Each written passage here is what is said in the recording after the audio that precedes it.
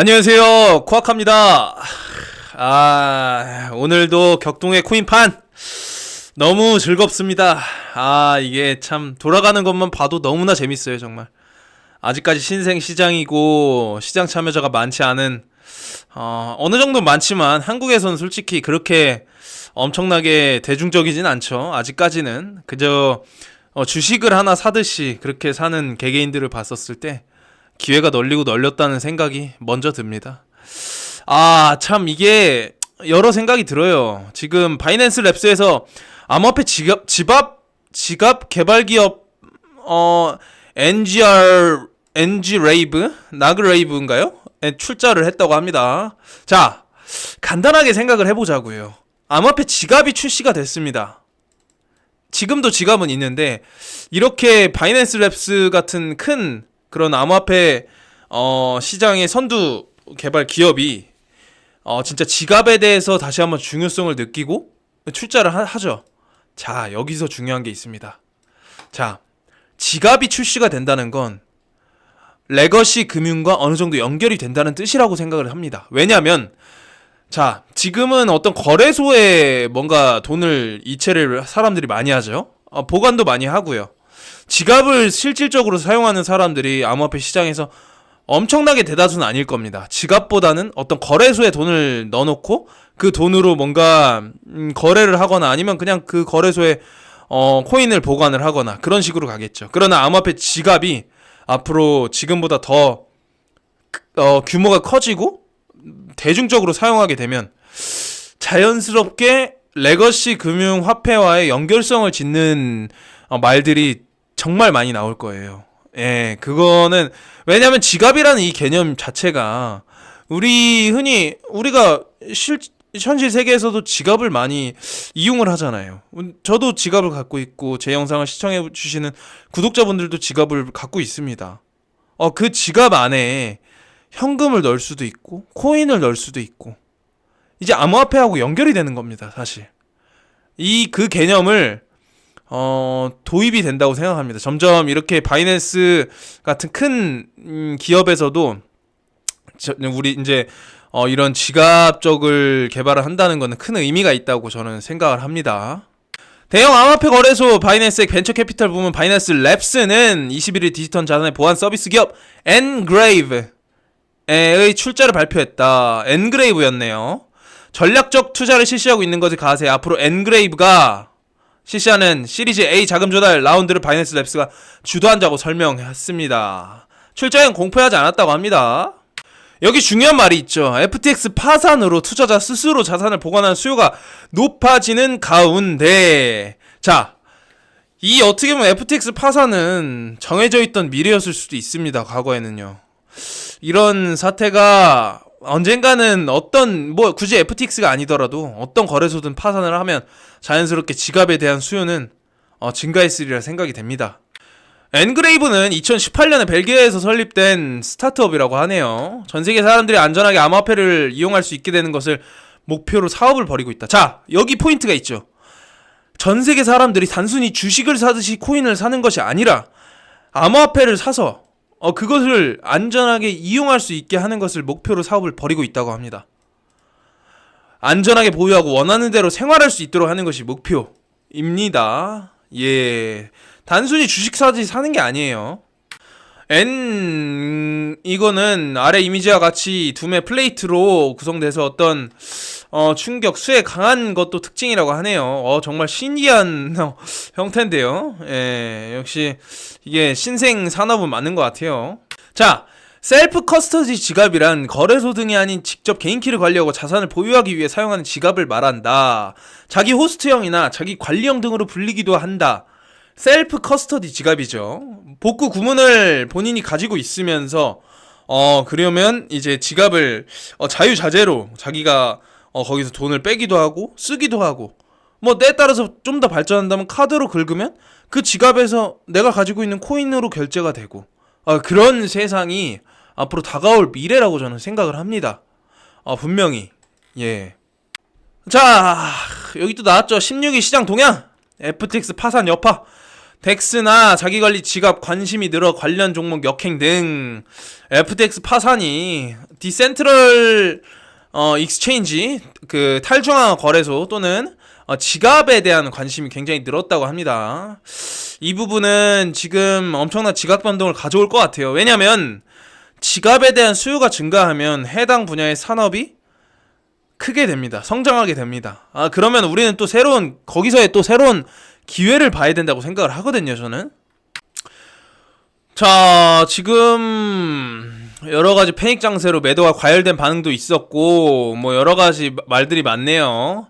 SEC 얘기도 나오고, 긍정적인 진전이 호감되었다, 뭐 이런 얘기도 있고, 지난주 시점에서 파산 신청한 FTX에 대한 중대한 익스포저를 이유로 고객 예치 자산의 출금 기능을 정지했었다고 합니다.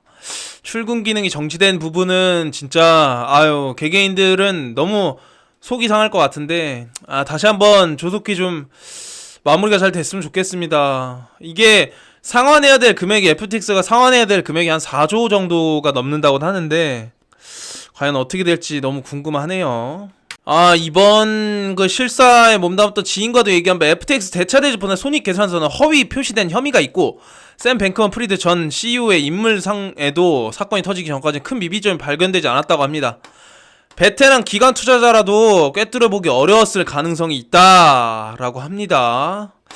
근데 솔직히 너무 급격하게 성장을 하긴 했어요. FTX가 지금 3년이 채 안 됐거든요. 2019년에 출시가 돼가지고 정말 너무 빠르게 성장한 것에 대해서는 약간의 의문점을 제기할 수 있었지만, 이 암호화폐 시장이 너무 새로운 신생 시장이기도 하고, 그 분야에 있어서 이렇다 할 엄청난 전문가들이 너무 난무해요. 유튜버들부터 자기가 다 전문가다, 자기가 제일 잘 안다. 사실 그런 건 없거든요. 어떻게 자기가 제일 잘 알아요? 예? 나이가 어리든 많든, 많이 배우든 적든, 그런 게 문제가 아니거든요. 이건 지구상에 새로 나타난 그런 산업이기 때문에 전문가라고 쉽게 그렇게 말하는 거는 좀 솔직히 사짜 느낌이 납니다. 제 생각에는. 저도 제가 정답이 아니라고 생각해요. 다만 제 생각이 이렇다는 거를 구독자분들께 항상 말씀을 드리는 것 뿐이죠. 자, 여기 보면은 이 같은 FTX 그룹 관련 기업들의 피해 전모가 밝혀지기까지는 수주에서 수개월이 걸릴 전망이어서 앞으로 여러 문제가 불거질 가능성을 부인할 수 없다. 이게 이 파산 청산 금액과 이 전모가 밝혀질 때까지 그런 조사 절차가 완료되기까지는 오랜 기간이 걸릴 것 같습니다. 지금 최근에 트러스트 월렛 토큰이죠. 트러스트 월렛 토큰이 엄청난 상승이 있었어요. 그 부분에 대해서는 앞으로 어떤 이 중앙 집권형 거래소 CEX에 대한 불신감이 급속하게 높여져 탈중앙화 금융이나 덱스에 관심이 확대됐다고 합니다. 메타마스크, 트러스트 월렛 등 디지털 자산을 보관할 수요가 있는 하드월렛 외에 인터넷 환경에서 격리해 보관할 수 있는 하드웨어 월렛 수요가 급증했다고 합니다. 하드웨어 월렛이라고 하면은 뭐 대표적으로 디센트 월렛도 있겠고요. 뭐 여러 가지 있죠. 레저. 하드 월렛을 해킹을 할 수가 없죠, 정말. 왜냐면 하드 월렛에 코인을 보관을 하면 이것은 온라인 인터넷과 연결이 되어 있는 것도 아닌데, 제가 제 손에 하드 월렛 기기에 제 코인을 넣어놓은 건데 그것을 어떻게 과연 저희 집에 어떤 절도범이 침입을 해서 뭔가 제 지갑을 가져가지 않는 이상은 사실 그렇게 하면은 해킹을 하긴 힘듭니다. 정말 구조적으로 불가능하죠. 자, 의견이 많이 갈리더라고요.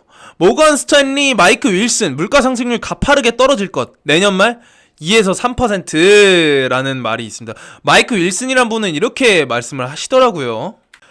이분이 우리는 새로운 시대에 접어들고 있다면서 가파르게 2-3%까지 내려간다고 합니다. 글쎄요, 이분 생각이 이런 거지 정답은 사실 아니라고 생각을 하는데 이게 어떻게 될지 정말 궁금해요. 앞으로 흘러갈 방향이요. 근데 인플레이션이 도래했던 만큼 연준은 다시 제로금리로까지는 가지 않을 거라고 하네요. 예, 제로금리를 가면은 다시 한번 인플레이션이 도래를 할 수 있다고 생각을 한 것인지, 제로금리로 가지는 않지만 어느 정도의 좀 내려갈 것 같긴 하다고 합니다. 이 부분에서 경제 확장이 8년에 10년간 지속되는 거 아니라 3-4년 지속되는 시장을 맞이할 것이라고 생각한다라고 합니다. 약세장을 예측한 월가의 가장 정확한 전략가 중 한 명으로 이분이 뽑힌다고 하는데요. 잠깐씩 반등을 할 거라고는 합니다. 이분이 얘기한 게 3, 4년 지속되는 시대를 맞이할 것으로 생각을 한다라고 합니다. 이 말뜻은 8년에서 10년간 지속되는 게 아니라 앞으로 그 주기가 빨라진다는 거죠. 3년에서 4년 지속이 되고 또 약간 휴식기를 가졌다가 다시 3, 4년 지속이 되고 이런 식으로 이제 흘러갈 것이다. 그 주기 자체가 빨라진다. 과거에는 한 10년 정도 사이클이 가면 뭐 경제 위기가 오기도 하고 약간 경제가 좀 주춤하기도 하고 시장이 침체되기도 하는 현상이 진행이 되었다면 앞으로는 3에서 4년 지속되는 시대를 맞이할 것이라고 생각을 한다고 합니다. 제 얘기를 듣고 어떤 분들은 이제 해안을 가지셔서 정확한 투자 플랜을 세우실 수 있을 것도 같고, 지금 예를 들어서 3, 4년이 지속이 됐죠. 과거 코로나 시대가 있은 이후로 3년이라고 하면 내년까지 정도라고 봐야 될까요? 예. 어떤 기술적인 부분도 여러 가지가 있죠. 그 부분을 기준에 따라서 생각하기 나름이라고 생각합니다. 상승장을 얘기하는 건지 아니면 새로운 산업군에 있는 분야가 크게 새로 성장을 했는지가 어떻게 되는지는 그거를 뜻하는 건지 뭔지는 모르겠는데 일단은 사이클이 좀 빨라진다는 수준 어떤 그런 뜻 같아요. 자, 여기 보시면은 제가 이 부분에서 좀 할 말이 많은데 미 규제기관이 수개월 전부터 FTX 등을 조사했다고 합니다. 자, 여기서 우리가 생각을 해봐야 될 점이 이런 규제기관들이죠. 기관들에서 정말 빠른 정보를 입수를 해서 FTX가 뭔가 불안하다 뭐 이런 점을 입수를 해서 조사를 했을 수도 있어요. 근데 일반 개개인들이 이런 걸 알기가 쉽나요? 절대 알 수가 없습니다. 그러니까 더군다나 이건 미국 규제기관이고 우리 같은 한국인 그냥 일반 투자자의 입장에서는 알기가 너무나 힘듭니다. 정말 인맥이 아주 뛰어나지 않은 이상은 이런 고급 정보를 입수하기 힘들어요. 만약에 그 당시에 이런 얘기를 들었다는 사람, 그리고 FTX가 불안하다 뭐 이런 얘기를 들은 사람이 있었다면 FTX에 대한 어떤 쇼패팅을 하거나 뭔가 불안해서 자금을 미리 빼놨겠죠. 그러나 우리 같은 일반 개개인들은 알기가 힘듭니다. 정말 그 부분에 있어서는 이걸 보고 느껴야 되는 점이 저는 그렇게 생각합니다. 이런 정보, 빠른 정보를 알기가 힘들기 때문에 지금 현실 세계에 돌아가는 거를 면밀하게 분석을 하고 여러 집단지성을 모아서 토론의 과정을 거침으로써 미래가 어떻게 바뀔 것이다 라는 걸 생각을 하고 그 분야에 미리 선진입해 있는 게 제 생각에 맞다고 봅니다. 이런 정보가 있었으면 빠르게 입수한 다음에 미래를 대처하겠죠. 그러나 그게 어렵잖아요. 그러면 우리는 여러 다양한 사람들하고 얘기도 나누고 뭐 웹서핑 하면서 이런 어떤 인사이트를 가지고 충분한 그런 통찰력을 가진 뒤에 앞으로 발전된 산업군에 투자를 해서 미리 선진을 한 다음에 시대가 나를 뒤따르게 하는 그런 포지션을 취하는 게 제 기준으로 맞다고 생각합니다. 얘기가 많이 갈립니다. 고금리 시대 오래 가지 않을 것이라는 크루그먼이라는 분이 그렇게 말을 했네요. 노벨 경제학자 수상자 폴 크루그먼이 고금리 시대가 일시적 현상일 뿐이며 몇 년 후 다시 저금리 시대로 회귀할 것으로 전망했다라고 합니다. 결국 이런 효과들은 투자 수요가 감소하게 되면 모두 사라지게 되고 금리가 다시 낮아질 수밖에 없다 라고 얘기를 했습니다. 우리에게는 아주 듣기 좋은 말이긴 한데 이분 말처럼 갈지 그게 궁금하네요. 정말. 자, 크루그만은 투자 수요는 경제 성장률이 가파르게 성장할 것으로 기대해야만 유지되는데 지금 우리는 그런 기대를 충족시켜줄 만한 요인이 없다고 지적했습니다. 그렇죠. 지금 눈앞에는 보이지 않기 때문에 투자 수요 자체가 많이 위축되어 있는데 결국에는 위축되어 있을 때 들어간 사람이 호황기를 맞았을 때 더 큰 위력을 발휘한다는 걸 절대 잊지 말아주시기 바랍니다. 또 이분은 좀 달라요. 미국 빌 에크먼이란 분은 미국 물가 금리 수년간 높게 유지될 것이라고 합니다. 에크먼은 시장이 인플레이션 위협이 사라질 것이고 금리가 내려갈 것으로 지나치게 낙관하고 있다고 지적했다. 금리가 높아지면 미래 현금 흐름의 가치가 낮아지고 이는 주가 밸류에이션에 부담을 준다고 그는 덧붙였다고 합니다. 이게 억만장자 투자자입니다. 이분도 빌 에크먼. 근데 이게 주식시장을 어둡게 만들고 있다. 역시 이게 사람마다 생각이 다 다르고 주장하는 바가 다 다르기 때문에 참고를 하면서 봐야 될 것 같아요. 누구 말이 100% 맞다. 그리고 이렇게 흘러간다. 저렇게 흘러간다. 그거는 사기꾼입니다. 솔직히 제가 생각했을 땐 그렇게 흘러가는 건 없어요. 그 사람 말대로 물론 맞출 수 있죠. 근데 100% 그렇게 장담을 하는 거는 말이 안 됩니다. 신도 아니고 모든 거를 맞출 수는 없거든요, 사실. 자, WSJ. 미 피벗은 기다리지 말고 신흥국으로 돈을 돌려라. 이 하락장을 맞이해서 저평가된 시장을 한번 찾으라는 그런 얘기 같아요. 자, 신흥국으로 눈을 돌려라. 저는 이 신흥국이 왜 이 블록체인 코인판으로 보이죠? 제가 좀 이상한 건가요? 그런 뜻인 것 같아요. 신흥국이라는 거는 이 국이라는 거는 나라를 뜻하는 건데 여기서 물론 말하는 거는 제가 설명드리는 코인판은 아닐 수 있겠죠. 정말 이 개발도상국들 아직 성장하지 못한 그런 나라들의 눈을 돌리라는 그런 얘기 같은데 저는 다르게 봅니다. 블록체인판만큼 앞으로 성장 가능성이 높은 거는 없다고 생각을 하기 때문에 그렇게 생각을 하고 있습니다. 저는. 자, JP 모건에서도 암호화폐 지갑을 만든다고 하네요. 상표 등록까지 완료했다고 합니다. 자, 이제 지갑에 대한 수요가 이 JP 모건 아시죠? 뭐 워낙 유명한 세계적인 기업이라 모르실 분이 없을 거라고 생각을 하는데 이런 기업조차도 암호화폐를 언급을 하면서 지갑을 만든다고 합니다. 자, JP 모건은 레거시 금융의 대표적인 기업입니다. 근데 그런 분이 암호화폐 지갑을 만든다는 건 자기네가 가지고 있는 인프라와 암호화폐 시장의 지갑을 연결시킨다는 그런 뜻이라고 저는 생각을 합니다.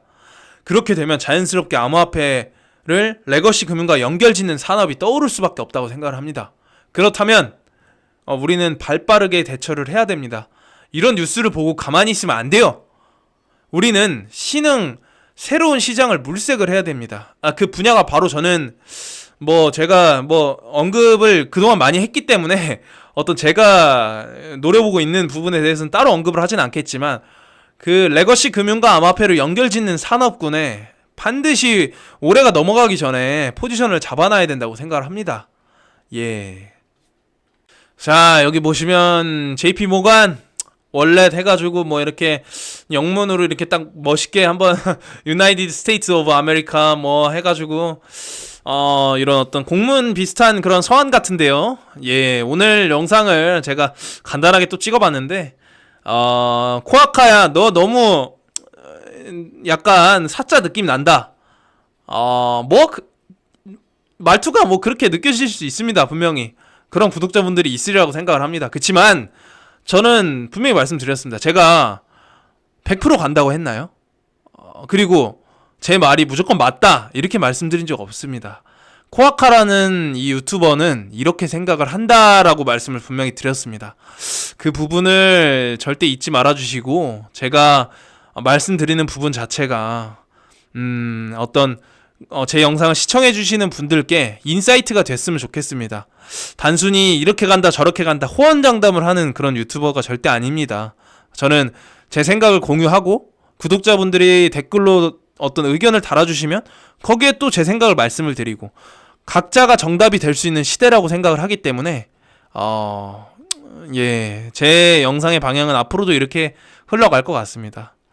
오늘도 부족한 영상 시청해 주셔서 정말 감사합니다. 앞으로 더 발전하는 코아카가 되도록 하겠습니다. 감사합니다.